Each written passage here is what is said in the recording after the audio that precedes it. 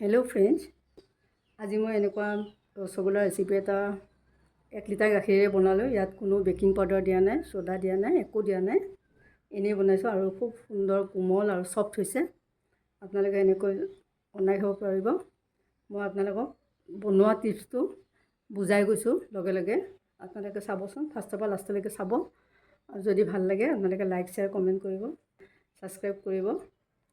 আহকচোন ৰেচিপিটো আৰম্ভ কৰোঁ। স্পঞ্জি কোমল ৰসগোল্লা বনাবলৈ চচপেনটোত পানী অকণমান দি লৈছোঁ। গাখীৰ তলত নালাগে তেতিয়া। আৰু এয়া আমুল 1 লিটাৰ গাখীৰ, এইটো ফুল ক্ৰীমৰ। গাখীৰটো গৰম কৰোঁ।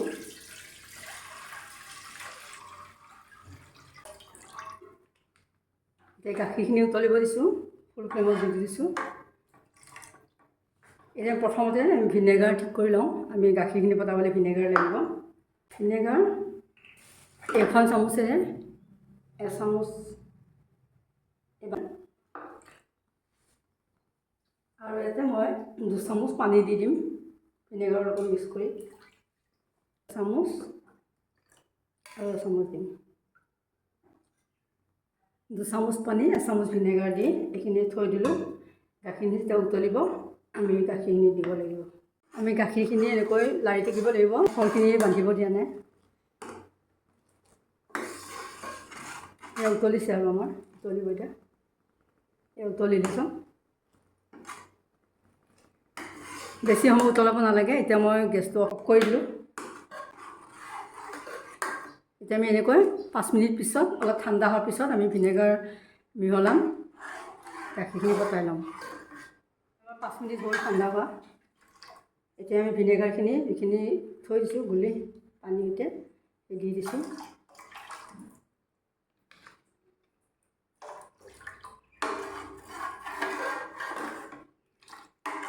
এয়া চব ফটা আৰম্ভ হৈ গ'ল, বুজিছেনে?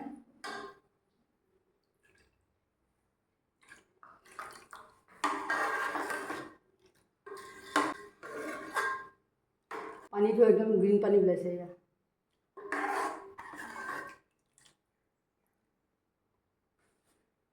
এতিয়া আমি চেকি লওঁ। এতিয়া আমি এখন চব কটন কাপোৰ লৈছোঁ আৰু এখন চেকনি লৈ লৈছোঁ আৰু এইটোত পানীখিনি দি দিম।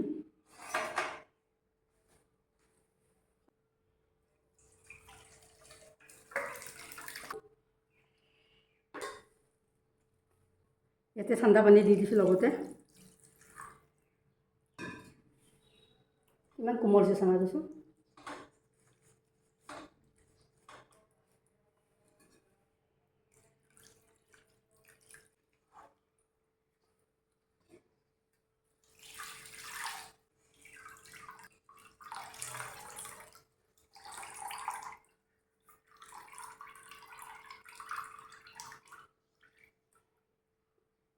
এতিয়া আমি এনেকৈ 20 মিনিটৰ কাৰণে থৈ দিম।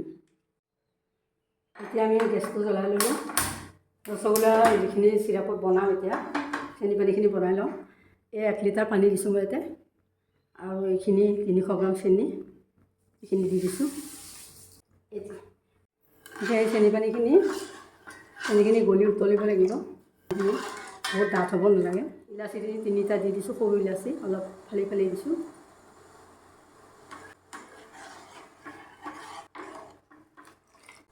আমি এনেকৈ 4 মিনিট 5 মিনিটমান উতলিব দিম পানীখিনি, চেনি পানীখিনি। তাৰপিছত আমি গেছটো অফ কৰি থ'ম।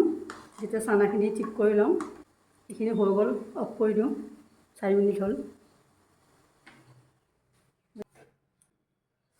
এতিয়া চানাখিনি 20 মিনিট হ'ল, আমি উলিয়াই লওঁ। চাওক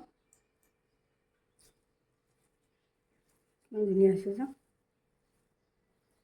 এতিয়া আমি চানাখিনি এনেকৈ হাতেৰে এইখিনিৰে আমি 10 মিনিটমান মিহি কৰিব লাগিব। প্ৰথম এনেকৈ লৈছোঁ অলপমান।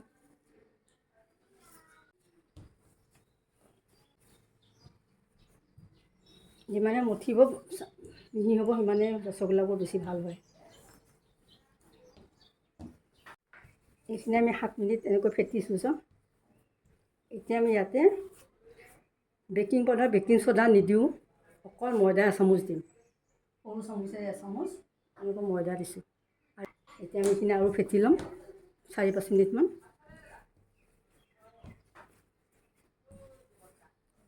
আমাৰ ফেটা 12 মিনিট হ'ল, এতিয়া হৈ গৈছে। এতিয়া আমি ইয়াৰে অলপমান ইমানকণমান ছিঙি ইয়াত আমি ৰং এটা দি ল'ম, য়েল্ল' ফুড কালাৰ দি দিওঁ।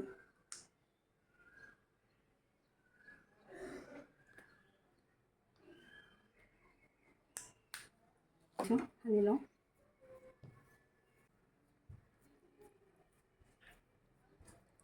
ইয়াৰ কেইটামান সৰু সৰু লাডু বনাই লওঁ। এইটো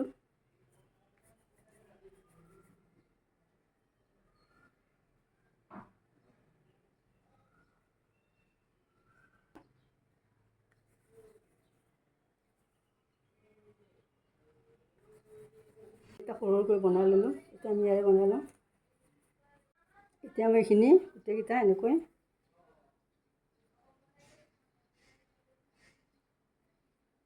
এটা সোমাই দিছোঁ চাওক, এনেকৈ এইখিনি দি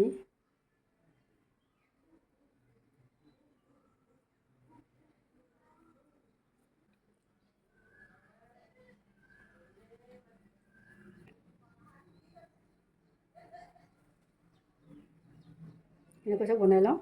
আৰু এটা দেখুৱাইছোঁ, এনেকুৱা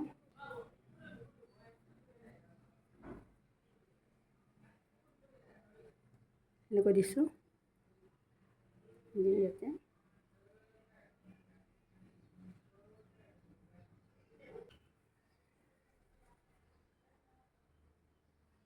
এনেকৈ বনাই দিছোঁ।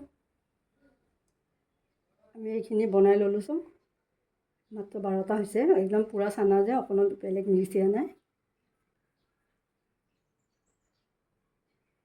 চেনি পানীখিনি আমি উতলাই নমাই থৈছিলোঁ, এতিয়া আমি আকৌ উতলাই লওঁ। অলপ ঠাণ্ডা হৈছে, এতিয়া উতলিব। এতিয়া আমাৰ পূৰা উতলিছে চোন। এতিয়া আমি এটা এটাকৈ ৰসগোল্লাখিনি বহুৱাই যাওঁ, অলপ লাহে লাহে।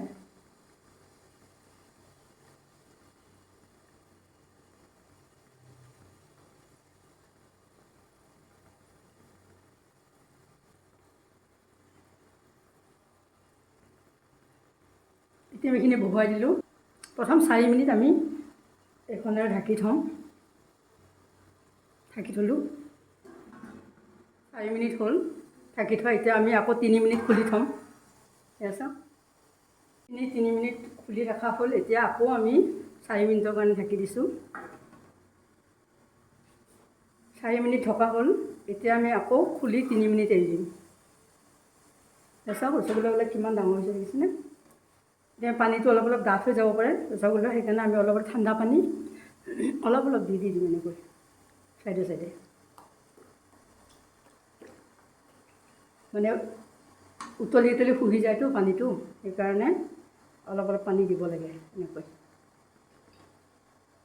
চামুচেৰে 4 চামুচমান পানী দি দিম মই। এনেকৈ 3 মিনিট খুলি দিলোঁ। আৰু এইবাৰ আমি এই লাষ্ট বাৰ আমি 4 মিনিটমান বন্ধ কৰি ৰাখি দিম। এইবাৰ লাষ্ট, এইবাৰ খোলাৰ পিছত আৰু হৈ যাব। টোটেল আমাৰ 15 মিনিট হ'ব। এইখিনি 4 মিনিট থকা হৈ গ'ল।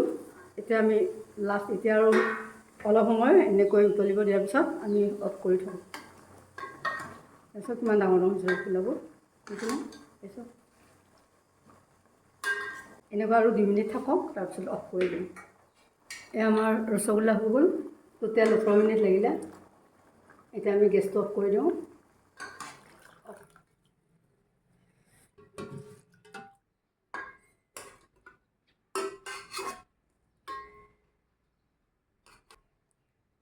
এয়া চাওক, স্পঞ্জি চফ্ট ৰসগোল্লা হৈ গ'ল। এনেকৈ খাবচোন। যদি মোৰ বনোৱা ৰেচিপিটো আপোনালোকৰ ভাল লাগিছে, তেতিয়াহ'লে নিশ্চয় লাইক এটা কৰিব।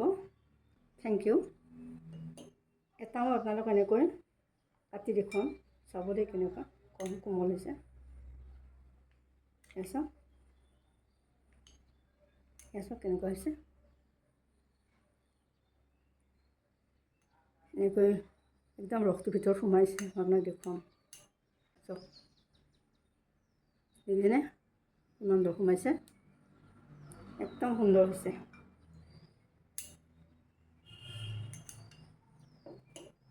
ইয়াৰ এটা দেখুৱাইছোঁ, এয়া চাওক কিমান কোমল হৈছে। Thank U.